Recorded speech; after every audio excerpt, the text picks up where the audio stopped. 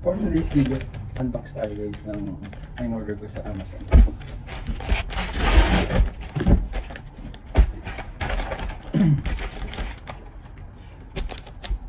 Ito, binili ko to para sa dito. Kaso, hindi ko alam. Ito pala sa case na binili ko. Meron din siya. Tapos may panlinis pa siya. Kailangan kasi nagagasgas siya.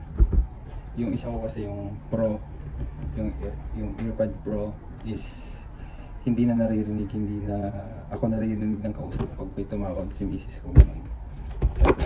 So, lagyan na natin ito. Panlinis. Yung case niya tsaka yung hood. Gusto mo guys.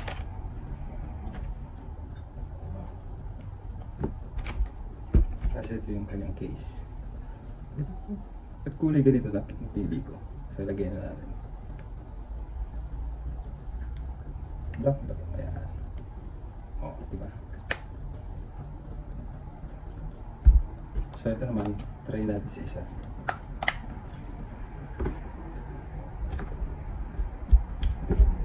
Ito ganito siya. Para pag nalaglag, smile. Ganito siya kasi pang ano siya, pang hook siya. Namatay, kakapindot, kakagalaw ko ng isang headset ay ng isang ear. Ayan. So, ganito siya. Ayan. Para pag nilagay mo dito, parang siya yung hahawak doon, diba? Ganun guys. So ito naman, panglinis.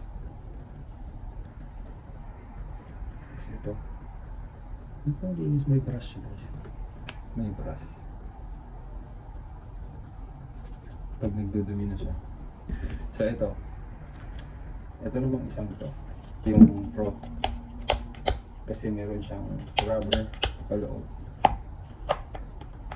Hindi ko alam yung meron pala ito.